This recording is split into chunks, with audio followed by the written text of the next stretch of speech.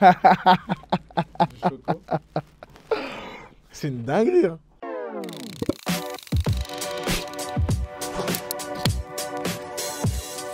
Ouh, bien sûr. Très grosse influence. Très très grosse influence, les garagistes. Mac Taylor. Comment vous savez ça? Caddy. Waouh, c'est incroyable. Ouais, c'est mes influences. Mac Taylor, il ne le sait pas. Je pense qu'il me voit souvent, mais et il ne sait pas que c'était une très très grosse influence pour moi. D'ailleurs, mon blaze avant, c'était Lil So, parce qu'il s'appelait Socrate. So, tu vois. Quand j'étais vraiment un petit peu, et je connaissais tout par cœur. Gadji, c'est une influence de mon père. Quand à chaque fois on voyageait, on faisait des grands trajets, c'était en boucle, en boucle. Les garagistes, jusqu'aujourd'hui j'écoute. Et il y a des mélodies à eux que aujourd'hui même je comprends pas, j'ai du mal à comprendre comment ils ont fait pour trouver. Et voilà, hein. C'est les influences. Voilà. Ouais, j'ai commencé au lycée, ça c'est mon ancien collège, Charles-Rivière. En fait, on avait un atelier théâtre. Comme on voulait pas faire vraiment du théâtre, on faisait des battles de rap, etc. C'était lourd.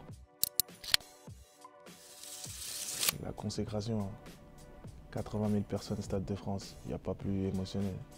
C'est vraiment trop grand. Même jusqu'à aujourd'hui, je ne m'en rends pas compte, c'est très grave. Ah. Ça c'est mon Cléon, ça c'est mon oncle. Hein. Très grosse inspiration pour moi aussi. Ah, là, c'est quelqu'un qui très grande star jusqu'à aujourd'hui. Un exemple à suivre. En Côte d'Ivoire, c'est laisse tomber jusqu'à aujourd'hui, tu vois, parce que ça fait plus de 20 ans, il a plus de 30 ans de carrière. Et jusqu'à aujourd'hui, quand on dit son nom, tout le monde sait de qui on parle. Hein.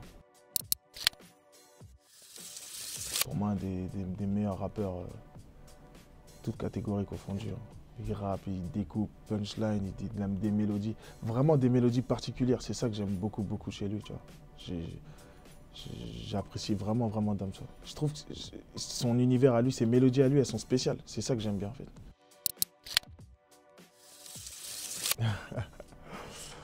Ah ça c'est... Je pense que ça évoque les coiffures que je faisais avant. À l'époque, faire des coiffures spéciales, c'était qui faisait la meilleure coiffure en fait, tu vois.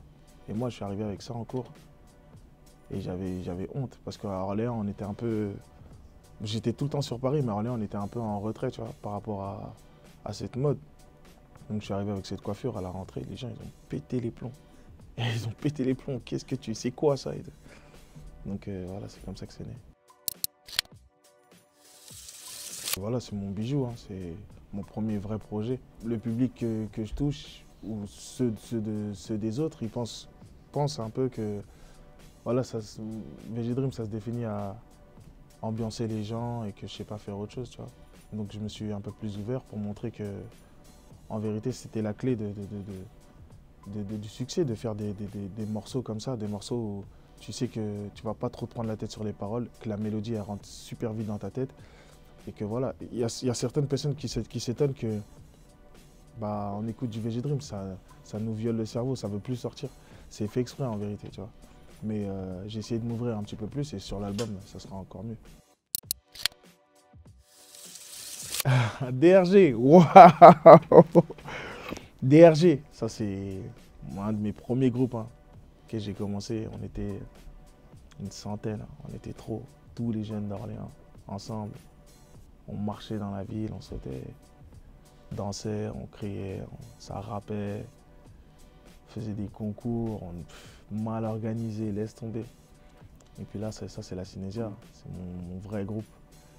C'est la finalité de DRG, on va dire. J'aime beaucoup, il me fait penser à Eminem. J'aime beaucoup son... C'est un gars, il est courageux. Le gars du 9-3, courageux comme ça, il n'a pas la tête d'un mec du... Tu sais, stéréotype de mec du 9-3, capuché, tout ça. Non, du tout. C'est un mec, t'as envie d'être son pote carrément. J'aime beaucoup Val. Si je pouvais sortir avec elle, je serais sorti avec elle.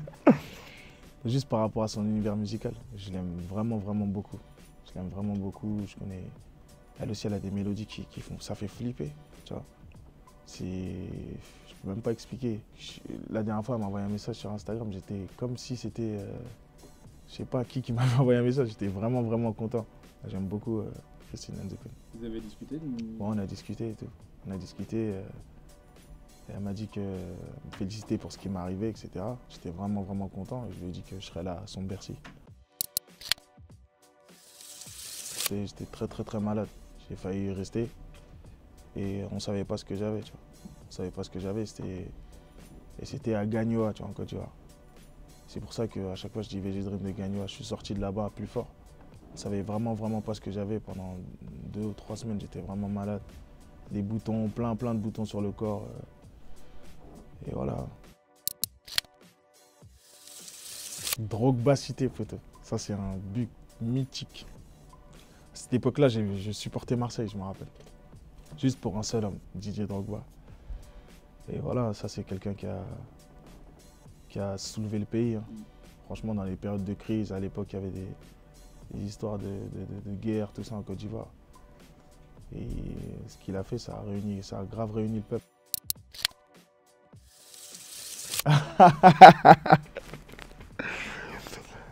Ah là là, ça c'est une histoire. C'est une histoire. Kenny, c'était moi, le mec qui mourait tout le temps, tu vois. Tout le temps, les gens m'appellent comme ça et tout. C'est tombé. Oh là là. Oh là là. Tu sais qu'il faut pas montrer ça, on va montrer ça. Oh, je pourrais mettre autre chose. Non, faut que tu mettes autre chose, ça. Je suis un homme mort si tu mets ça. Si tu mets ça, les gens ils vont taper le blaze, ils vont tout retrouver, je serai un homme mort. Mais c'est le début, c'est le début, tu vois. Les Power Rangers photos. C'est un beau clin d'œil, ça, je trouve. Ouais. Parce que je crois que tu as été recalé de Ouais. il y a 5-6 ans. Choco. C'est une dinguerie. Hein. Ouais, j'ai été recalé. Mais je me suis fait recaler. Je suis parti avec des amis une année en Espagne. On était 12 ou 13. On avait des coiffures de ouf aussi. Et pas de meufs. Et on n'avait pas un budget extraordinaire. Donc ils nous ont vus, ils nous ont dit c'est pas possible. Et là aujourd'hui, ils m'appellent pour que je chante dans leur boîte. J'ai dit c'est vous qui étiez là il y a 4-5 ans. Et tout. Il m'a dit oui, c'était moi, tout fier. Mais vous m'avez recalé. Si je veux, je chante plus, on fait comment maintenant? Donc voilà, mais tranquille. Merci beaucoup. Merci à toi.